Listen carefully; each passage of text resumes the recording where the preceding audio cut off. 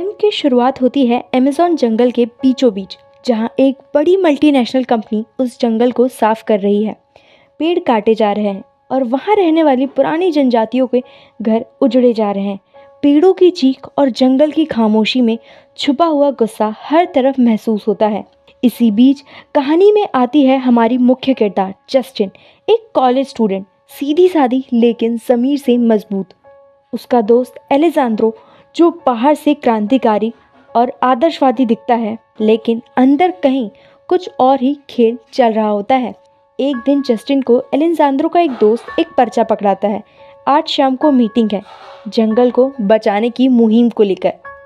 Justin पहले तो हिचकिचाती है, लेकिन शाम को अपने पिता के साथ खाना खाते हुए वह सोच में पड़ जाती है कि अब वाकई ही उसे किसी बदलाव का हिस्सा बनना चाहिए।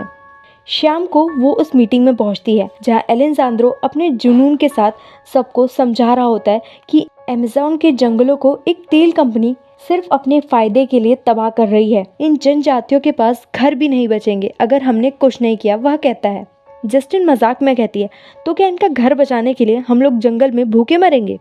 एलेजांद्रो को ये बात चुभ जाती है। वह गुस्से से जस्टिन को मीटिंग से निकाल देता है। अगले दिन जस्टिन कॉलेज में उससे माफ़ी मांगती है। एलेजांद्रो का चेहरा नरम पड़ता है और वह कहता है, हमें इन लोगों की मदद करनी चाहिए क्योंकि ये लोग इसके हकदार हैं। फिर वो सभी एक प्लान बनाते हैं। जंगल जाकर वहाँ के सिग्नल्स हैक करेंगे, एक लाइव न्यूज़ चलाएंगे जिससे पूरी दुनिया का ध्यान इस ओर जाए, कंपनी पर दबाव बने। सब सहमत हो जाते हैं, जस्टिन भी। वह अपने पिता से एक बहाना बनाकर इस ट्रिप पर निकलती है। एयरपोर्ट पर उनका सामना एक लड़के से होता है, वही जो इस पूरे मिशन का कमांडर है और सबकी फंडिंग कर रहा है। जस्टिन सोच में पड़ जाती है, ये अकेला सबका खर्चा क्यों उठा रहा है? फिर एक छोटा प्लेन, फिर एक लोकल रिक्शा और एक होटल, और वहाँ से नाव के जरिए वे सब पहुँचते हैं अमेज़न के इलाके में जहाँ तबाही मची है। वहाँ पहुँचते ही वे सब कंपनी के बुलडोजर से खुद को चेन और लॉक से बांध लेते हैं।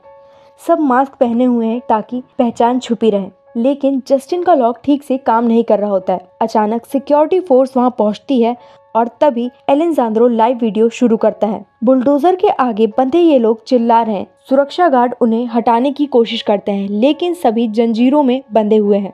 सिर्फ जस्टिन को पकड़ लिया जाता है क्योंकि उसका लॉक खुला रहता है। एक गार्ड उसका मास्क उतारता है और बंदूक तान देता है। जस्टिन एलेजांद्रो से मदद की गुहार लगाती है, लेकिन एलेजांद्रो कहता है, इसका बाप यूएन में वकील है, गोली मारो इसे, फिर देखो क्या तूफान आता है। जस्टिन सन्न रह जाती है। तभी एक फ़ोन कॉल आता है सिक्योरिटी चीफ को। शायद ऊपर से आदेश है और सभी गार्ड बंदूकें नीचे रख देते हैं। सबकी जान बच जाती है, शायद सिर्फ इसीलिए क्योंकि जस्टिन के पिता एक ताकतवर आदमी है। पुलिस आती है, सबको गिरफ्तार किया जाता है, लेकिन मिशन लीडर सबको छुड़ा लेता है पैसे देकर, और फिर सब एक विमान में बैठकर लौटते हैं। सब अपनी जीत पर जश्न मना रहे होते हैं। सोशल मीडिया पर वीडियो वायरल हो चुका है, वे देश भर में एक चर्चा बन चुका है। लेकिन जस्टिन अंदर से टूटी हुई है। उसे समझ आ चुका है कि उसे सिर्फ इस्तेमाल किया गया है। उसका नाम, उसके पिता की पोस्ट का फायदा उठाया गया है और अब वो उन सब में अकेली है जो अंदर से हार चुकी है। लेकिन कहानी यहाँ खत्म नहीं होती, क्योंकि प्लेन में कुछ गड़बड़ हो जाती है। इंजन फेल हो जाता है और विमान सीधा अमेज़न की गहराइयों में गिरता है।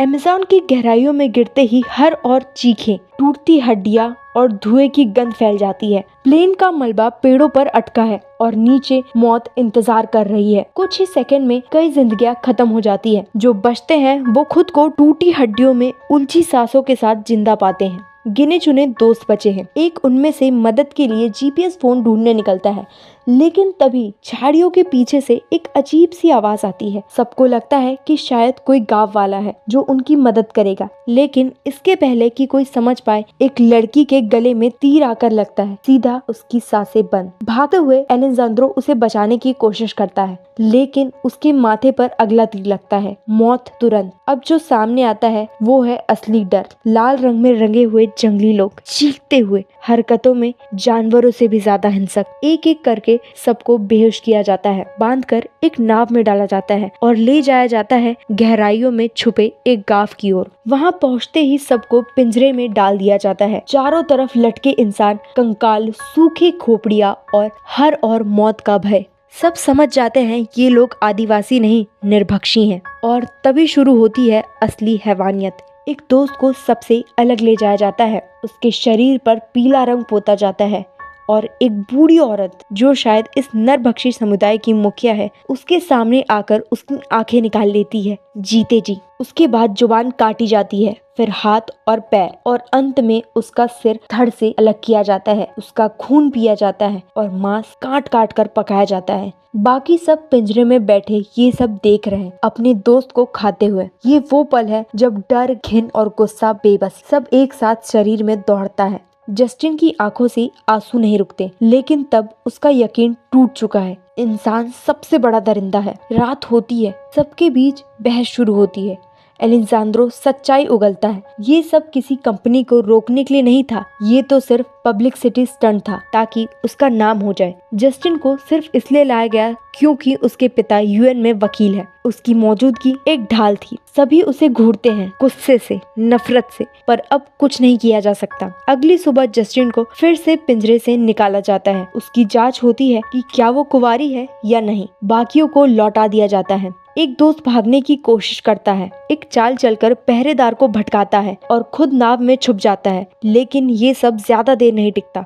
वापस आकर पता चलता है एक और दोस्त अब खाने की प्लेट पे है। उसकी चमड़ी, उसका टैटू सब दिख रहा है खाने में, और ये देखकर एक लड़की खुद को मार लेती है क्योंकि खाना बनना उसे बर्दाश्त नहीं। अब बस कुछ ही बचे हैं, कोई रास्ता नहीं। तब एक लड़के को आइडिया आता है। वो अपने दोस्त के शरीर में एक बेहोशी लाने वाला पौधा भर देता है ताकि जो खाए बेहोश हो जाए। योजना काम कर जाती है। गांव के लोग उसे पकाते हैं और खाते हैं और थोड़ी देर में बेहोश हो जाते हैं। यही मौका होता है भागने का, लेकिन एलेजांद्रो पीछे खींच लेता है एक दोस्त को ताकि खुद बच सके। जस्टिन और एक लड़का दौड़ पड़ते हैं जंगल में, मौत और उम्मीद के बीच एक पतली रेखा पर। जंगल की गहराइयों में भागते हुए जस्टिन और उसका साथी दौड़ते हैं, कांटों से लहूलुहान, लेकिन आंखों में बच जाने की उम्मीद। रास्ते में वे एक नदी के किनारे पहुंचते हैं और वहां उन्हें क्रैश हुए विमान का मलबा दिखता है, लेकिन वह मलबा भी अब एक ढांचे में बदल चुका है, एक मंदिर जैसा जहां इंसानों की खोपड़ियां और हड्डियां लटकी हुई है। उसी वक्त अचानक मोबाइल की घंटी बजती है।